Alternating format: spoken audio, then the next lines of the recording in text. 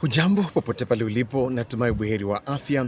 Karibu kwenye pita za kwangu. Mimi hapa ni VMM, ukipenda Victor Mado Mandala. Nikafika katika maeneo kadha wa kadha, nusu nikujuze kwa kiduchu tu baadhi ya maeneo ambayo niliweza kufika. Unajua nasema happy new week, tunaanza wiki kwa vishindo. Naam.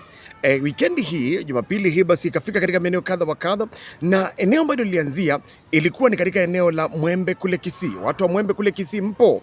Mwembe Kisii kuna waumini katika kanisa moja lililoko Mwembe, eneo la Mwembe viungani mwa mji wa Kisii, walishangazwa baada ya mwanamume mmoja mlevi kuharibu ibada kwa kutaka apewe divai takatifu iliyokuwa madhabahuni. Inasemekana kwa jamaa huyo aliingia pale, sijui alidhani kwamba ni njaa amempeleka ni ashibe, anataka kushiba divai. Sasa jamaa huyo aliwasili akiwa amelewa chakari kiasi cha kwamba hakuwa anajitambua vyema. Aliingia kimya kimya na kuketi katika bench ya nyuma wakati padri alipokuwa akiendelea na mahubiri. Baada ya kusikiliza kwa dakika chache, ghafla alisimama na kuanza kusongea mbele alikokuwa padri, kisha akaanza kupaza sauti akitaka apewe divai. Surely nani alikwambia divai ambayo iko pale kanisani ya kunywa? Kwani ulembo ni chakula? Tabia gani hii? Sasa mlevi anaenda pale anataka divai. Anyway, ni kwenye pita za kwangu, nami hapa VMM. Iwapo jiunga nasi for the first time, hakikisha kwamba umesubscribe. Chini ya video hii kuna neno subscribe. Click hiyo neno subscribe, kiambia sign in na Gmail account yako. Copy the link and share, na weke comment yako pale na Bwana akutende wema. Naam, tukiendelea pale subscribe Nikitoka basi eneo la Mwembe kule Kisii, nikavuka mpaka Kisii mjini. Kisii mjini kuna wakazi wa mtaa hapa walishuhudia tukio la kushangaza baada ya mhubiri mmoja anayejitambulisha kama askofu kuleweshwa na pombe ambayo amekuwa akikemea hadharani kwa muda mrefu. Mwinjilisti huyo hufahamika sana kwa kuzunguka mara kwa mara katika vilabu na maeneo ya burudani katikati ya mji wa Kisii, akiwahubiria walevi na kuwakemea kuhusu madhara ya ulevi. Sasa yeye ndiye amekuwa akisema ulevi ni mbaya na kadhalika. Sasa amepatikana anasema Bwana asifiwe. Huyu my friend, kama ulikuwa mlevi wakati mmoja na sasa hivi umeokoka, usiende kuhubiria walevi bwana. Sometimes shetani anaweza amsha ile kiu ulikuwa nayo ya ulevi, ujipate pabaya. So please, haya nikitoka kule basi eneo la Kisii mjini, lakini inaweza kuwa ni majaribu tu, si ndio? Haya, kutoka Kisii mjini nikasema hapana, wacha tuvuke moja kwa moja hadi nikavuka mpaka eneo la Nairobi mjini. Watu wa City mpo?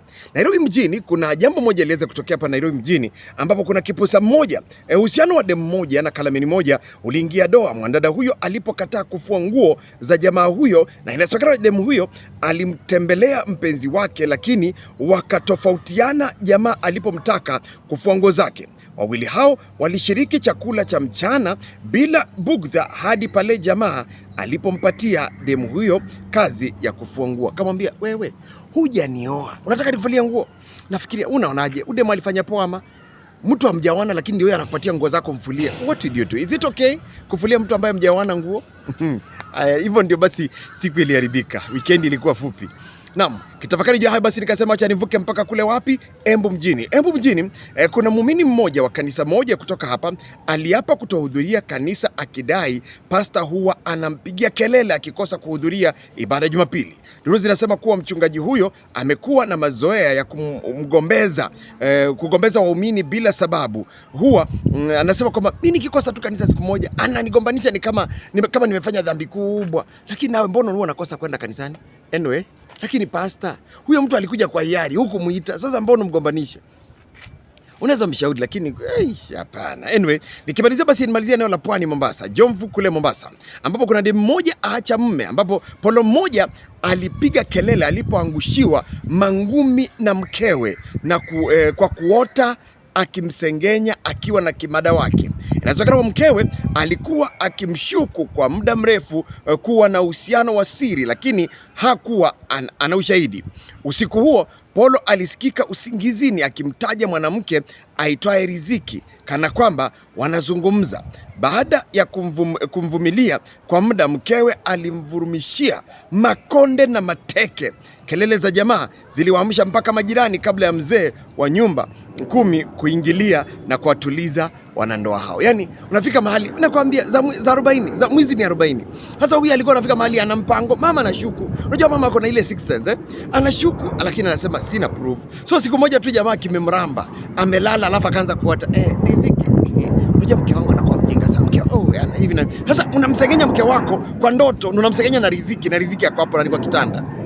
Mke aliangalia kaona enough is enough, alimtandika mablow. Jamaa aliamka akipiga nduru mpaka mzee wa nyumba 10 akakuja kutuliza hali. Siri imetobolewa. Siku za mwizi ni 40. Tafadhali kuwa tu mwaminifu kwa ndoa yako, la sivyo kuna siku yako yaja. Ni katika pita za kwangu, mimi hapa ni VMM, ukipenda Victor Mandala, naposema kuishi kwingi kuona mengi na kutembea kwingi kuona mengi zaidi. Hakikisha kwamba umesubscribe kabla uondoke hapa. Chini hapo kuna neno subscribe, click hiyo neno subscribe, kiambia sign in na Gmail account yako, copy the link and share, na weke comment yako hapa chini na Bwana kutende wema. Hakikisha kwamba umesubscribe. God bless you, I love you all. Subscribe and bye bye.